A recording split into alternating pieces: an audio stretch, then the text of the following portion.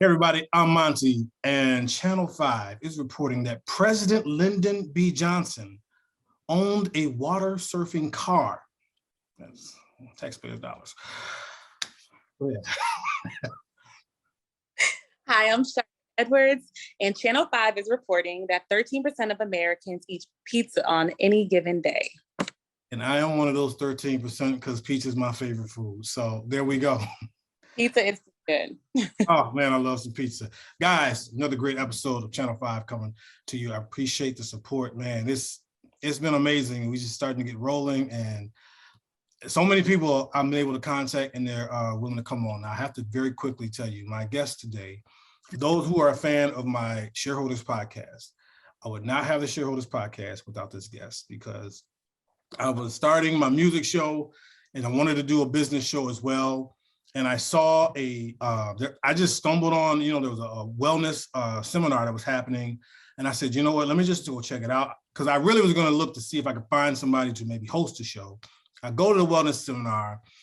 I did not realize that it was a women's wellness seminar. I was very embarrassed. I talked to a person at the registration. The first thing I said was, hey, can men come in here? And she laughed and she said, of course. That person was Shardae, and it was her whole wellness thing that she's putting on. I go to that. I met so many great people that I probably got 6-7 interviews just from coming there, including her, and she was nice enough to come back on. I am a little hurt. I thought she was in town, but she is moved, but it's got bigger and better, and we're very glad for that. Shardae, how are you doing today? I am wonderful. Thank you so much for having me on your podcast. I appreciate it. Yes, thank you for being on. And it's amazing. Guys, I'm telling you, step out and try some things. I'd never been, first of all, and I want to say, it wasn't just about interviews. I learned a lot that day too. It was such amazing speakers. And if you guys, Ashley's been on a bunch of times too. She's great. And I met her there and also. So let's get into it, because I had a couple topics, and Shardae can really cover a whole bunch of things, but I wanted to talk about this. Just in terms of, we've had pandemics, and, there was a time where our children were, having to learn just virtually, and that was a big concern. And when can they go back to school, and what's appropriate, homeschooling and all that. And let me just come with kind of a boilerplate question for you, Shardae. Who really is the best teacher for our kids? Is it the teachers themselves, parents, or is it really the internet? Let me ask you that. Oh, that's a really, really, really good question. I mean, I think it's a cultivation of all three. There are times where I can build a foundation in my children, teach them life skills, about love, family, all that great stuff. When they go to school, they can learn the educational side of it, stuff where I'm not a teacher. My children know that. They know that through and through. So for them, they know, like, okay, when it comes to tutoring stuff, we hire tutors because that's just not my strong suit. But then I also think the internet is a big teacher as well, because it teaches the kids different things about the technology, coding. My daughter can literally edit a whole entire video within like 30 minutes. And I'm sitting there like, how did you do that with no type of background in coding or editing? She did a whole Minecraft game on her own based off of her just watching the internet and YouTube videos and TikToks and all that fun stuff. So I do think it's definitely a culmination of all three of them for sure. But to say the best teacher, I think it starts at home, Yeah. And I think every teacher in America would agree with you on that it starts at home. I think sometimes parents a little too much on the teacher. They just, here's my kid, teach them, 8 hours later, give them back to me. And any great teacher will tell you, the more the parents are involved, the more they can give feedback, it helps. But also, you bring up a good point. This internet thing here, look how old I sound. This internet thing here, y'all. These kids are learning, there's this Roblox thing. I got a 12-year-old boy be talking about Roblox. Now you gotta do this, do that, because I'm just fascinated that they can build their own. I was like, wow, y'all can really do this. Like you say, Minecraft, and they're learning how to code, which, in our parents' day, Shardae, they would graduate high school and maybe not even have to, and just work at a factory. And just you spend your whole life there, but that day has changed. And I love that you said that, because I really do think it's all together. So, but as a parent, let's talk about the internet side. How much do you still have to monitor? Because unfortunately, there are predators out there. There's not always good things that kids need to see. How much do you kind of have to still watch the iPad or watch what they're on the computer and make sure everything's okay? Right. I watch it pretty often just because, like you mentioned, they're in the Roblox games and Minecraft games, they do have chatting available. So that's where I'm sure predators kind of lay and talk to children of different sort. So I have 11 and a 4-year-old. They're both iPad and Roblox and Xbox, all users. So they're really, really good when it comes to those games. But I do have those open conversations with them as well, because I talk to my daughter about it. I'm like, oh, there's no chatting allowed unless it's your cousin or a friend that I know of that you're playing with. But in regards to chatting with anyone random, that's not allowed at all. And I explain the dangers of the internet and dangers of these games and why I'm so hard on her with it. And she totally understands, and so she gets it. But I'll constantly do little random checks just to make sure nothing's going on her phone. There's nothing funny going on in there. And then my son, I'm like a hawk with him because I want to make sure he's not watching it. He seems to go to like the GTA games. I'm like, who are you? So I have to to him a little bit harder. Yeah, us little boys in the games, we always do kind of like the action and the more and more. Yeah, that is. But it's good to see that, because I hope people that watch that will understand that. I mean, again, you really just can't let your kids go at any point. Just, all right, y'all got it, because they're kids. You know what I mean? And they'll stumble on stuff, and that is important. But I think all three together, and I tell the students I volunteer with, I always tell them, I said, y'all, the world is in your hands with this thing. Literally. You can talk to somebody in China. You can learn. Shardae, I don't know about you, but I remember when I was a kid, we had an encyclopedia set. Yeah. We didn't have all the set. So when I had to write a paper, I'd be like, Lord, please let us have L through M. And I'm hoping, because some of them was missing. And that's how I would learn stuff But now there's, Wikipedia, there's so many things that for their benefit can be really great. But my daughter, whenever she asks a question, I'm like, look it up. Like you literally have like the world in your palm. So if she's like, why are tornadoes this? Or I'm like, look it up and find out and kind of do your own research. So I'm kind of drilling in her to start doing her own research, utilizing her tools and leveraging what she has in her hand. That's awesome. That's awesome to hear. So let's transition then. So I wanted to also talk about, it's funny again, like when I was young, I did not hear this word very much. But now it's a big time word, and you better be on your grind on something. And it's entrepreneurship. And I wanted to ask you, are we to the point where, I guess, what I'm saying, overrated is not even the right word, but when you hear entrepreneurship, it's kind of just this buzzword. Yeah. But you think people truly understand? Because again, I mean, you've put on some amazing things. I was privy to it. I was blessed by it. But is it something that people, when they just throw it out there, that you think, do you really understand what this takes? Because I think, some people are like, I'm gonna start my own business. I'm tired of this job. Like, okay, you working a 9 to 5. Are you ready to work a 9 to 9? Right. Do you think people sometimes understand what that truly means? Absolutely not. No, I think we see the glamorous side of social media. I mean, of entrepreneurship via social media. We see people bringing in $10,000 months, traveling, looking good, wearing designer. But in reality, that took a long time for us to get there. And it's interesting. So I'm launching a new organization called Her Oasis, and it's designed for women entrepreneurs to come and sustain their business, to nourish and bloom in their purpose-driven lives is what we call it. So it's a culmination of wellness, business development, and feminine development. And I'm doing it because if we look at, like, I look in Forbes, I read Forbes all the time, anything about magazine, entrepreneur magazines, that's my thing. Women of color are the top category of people starting businesses. But then according to Forbes, again, only 3% of us get to maturity stands in our business.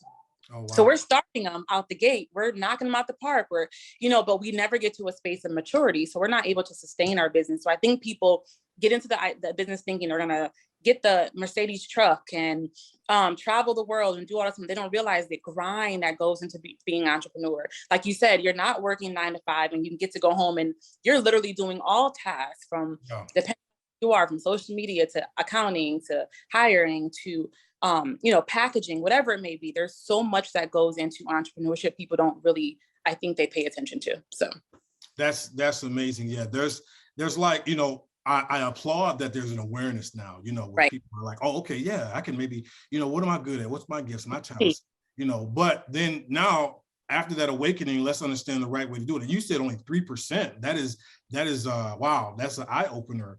Yep. But I guess that's the next stage. So now that you do want to do something more, here's how you have to start doing it. And I'm a big proponent of trying to watch what someone else with success did. Yeah. You know? And not that I have to do and mimic everything they did, but I can sure learn. And, you know, like when I started doing podcasts, I watched a guy learn how he had his had his base. And then I learned so many things from that instead of just trying to hit my head against the wall and waste time. But I think, there might be the desire, but to be able to teach and show people the way, you know, and I'm glad you're doing that. And so can you give a little more information? What made you want to kind of, because now you're in a new place, what made you kind of want to start that now? So I think it was, you know, I had the wellness center in Las Vegas after the actual Shades of Health Summit. I opened up a wellness center called Nourish, and it was designed for women to come in, women of color, the modern woman, to have one single space to get healing, whether that was through spiritual healing or evidence-based therapy. I kind of wanted it in all space. And so, of course, we opened up right then COVID happened. And then I moved. So it was really, really hard for me to keep that space open, but I still wanted the benefits of being there because I felt the community of Nourish was so awesome. So when I thought about like all the questions I got, like, you know, when you transition or you pivot in business, you kind of look at what you've been working on, what's been successful for you. Yeah. What I noticed was that I was helping more vendors, vendor to vendor versus vendor to community. Like I was helping vendors get up, you know, when they came into my space to open a space, I'm like, okay, what's your email? Oh, you know, bodysomething@gmail.com. And I'm like, okay, no, like you have a domain, you should have an actual business email. Take your business seriously. So it was those little things that people were missing in their business. And I'm like, well, that is kind of what I want to bring to an online space. So the space is designed to basically kind of like be a peer-to-peer support system, a peer-to-peer community. So we'll bring on subject matter experts in certain topics to preach, and not preach, preach actually, yeah. To teach on different topics and kind of be a support to us. So if I'm going there like, hey guys, I am struggling with my website right now, who can help me with this? And someone can say, oh girl, I got you. This is how you do XYZ. And whether that's it's not only a meeting place where you get more leads, but it's also a space for you to kind of be a support system and get supported. And I know then the purpose and the impact of community. And so I'm like, you know what? Let me bring it to an online space where it's no location needed because I'm not in Vegas anymore. Right. And so that's kind of what started me with Her Oasis. And so it's designed, Her stands for helping entrepreneurs rise. And then the Oasis part of it was because we were in the desert, located on Sahara Avenue. I wanted in an oasis for these women entrepreneurs that are starting businesses. So it'll be like an online community space. We're finalizing the website now. So we're looking probably like a midsummer launch, but it'll be pretty cool. It's going to be free initially, and then we'll have tiered levels where people can actually pay to get deeper information. And then we're going to be hosting some retreats and events. Of course, I have to add that in there. Yes, yeah. So. Okay, so first of all, I feel shame because one of my pet peeves is my domain on my email. Like, I was like, I don't understand. I'm just gonna have somebody do it for me. I'll be trying to figure it out myself.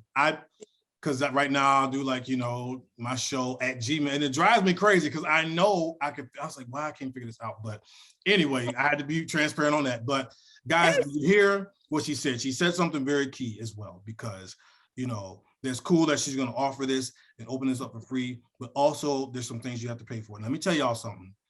You are not going to get to the level you want to get into thinking it's all going to come free. You're going to have to invest in yourself. If Shardae has some information, or I have some information for you, and it's $20, people always buck, what? Man, okay, fine. You're not hurting me more than you're hurting yourself, because that information is valuable. And I like that you say that, because we ought to be able to feel like it's okay to, especially for someone like you, let me invest in this. Because let me tell y'all something, that money gonna go somewhere else, all right? Someone else that's really not gonna benefit you instead of helping yourself. So I love that part as well. So as you see, guys, this show, I wanted to start with education, as we talk with our children. Now, this is kind of an educational build up for those that are adults and things like that, because we're constantly learning as well, which I appreciate. So please be on the lookout for that, Shardae. Please let me know when that gets going. I will put that out there. But there's one more thing I wanted to hit. Now, y'all, I teased this. I'm not going to tell this story yet, but I just got on a plane recently for the first time since the pandemic, and actually, I probably hadn't been on a plane for a year before the pandemic, so this is probably I haven't been on a plane in a while. Just an absolute hot mess, Lord Jesus. I want to talk airplane etiquette very quickly. Now, Shardae, I don't know, when's the last time you flew? Like it was last September. Okay, all right. Yeah. So sorry, February. Excuse me, February. Okay, so this year then. Yes. Okay, so it's just the little things that really let me put it like this.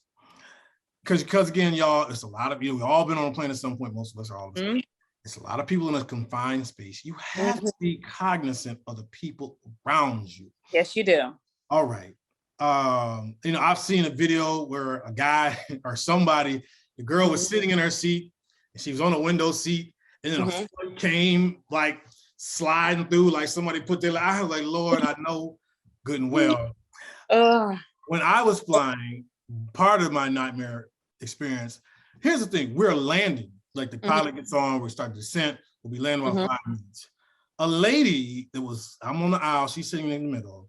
She begins to then pull out a full trough of food.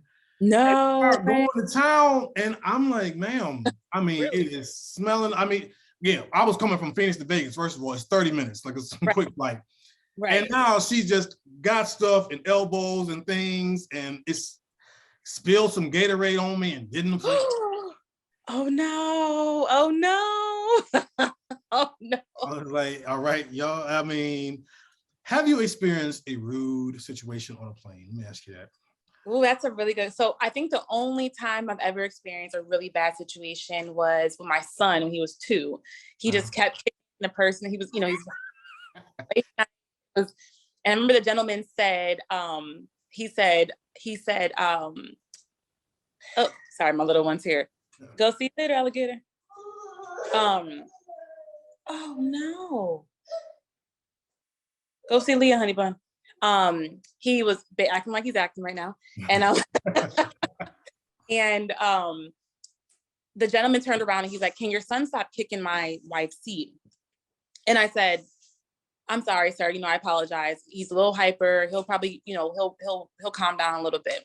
And then unfortunately my son kept doing it. We're on Spirit too. So, Spirit, you're literally like that anyway. So, and I was like, well, you kind of shouldn't expect Spirit flight to be comfortable, but whatever. Yeah, right. He kept, and he's like, ma'am, I said, could you stop? And I'm like, I don't know what part of why you think I want my son to be wild right now too. Like, this is not just affecting you, it's affecting me too. Long story short, he ended up going to sleep. The rest of the flight was fantastic, but that's the only thing I really experienced. I've never experienced crazy on the flight. Yeah. And let me just say something to the good people of Spirit. See, part of that whole nightmare was I had to get on Spirit. And I really, for my own personal reason, don't try to. And it was just, I knew from the jump, and this is going from Vegas to where I was going. The lady at the gate gets on and it's like, listen, first of all, what? Listen. She said, listen. She said, listen, my scanner is broke. So I need y'all to have y'all numbers out. I need the numbers out. All right. And listen, we are in a hurry. First of all, we the ones getting on the flight. We're in a hurry. What do you mean you in a hurry? Is your break coming up? Right. Professionalism, y'all. Just no. There's a couple things, but I'm glad that's for you. That's a pretty good experience. Yeah, I've had, but I knock on wood, I don't have a bad here on. But yeah, so. No, go see Leah, please. That was mommy knocking. Oh, he heard the knock. Yeah, he heard the knock. It was me. Go ahead. See you later. We got the awareness. That's good. Yeah. Yeah, he's anyone knock at the door, he's ready to like open it like a man in the house. But yeah. Yeah, no, I just as we're getting back on, just people, let's Mhm. just be mindful of each other. That's all I'm saying. Let's be mindful. I agree. Okay. All right. That was my little rant, but I appreciate it. Shardae, thank you for coming on. Guys, again, this is Channel 5. You know where to check us out. This is on the Mighty Sharp Network. We appreciate it. Please share this one. You're going to learn some stuff, and be looking out, because I tell you, I learned, so in one wellness seminar I went to, I learned so many things, and I remembered so many things, and it launched a lot for me, and I met some amazing people from that. So I appreciate it, Shardae. Thank you for the time so much. You definitely have to come back on again. Will do. You know, if you come back through Vegas, brunch is on me, but you know, if my seat is on. That now, love me some brunch. Definitely. All right. Have a great day, guys. And you know what to do. Be blessed. Stay sharp. Thank you. Thank you. The moment, and we will own it. Give us a moment, and we will own it. Give us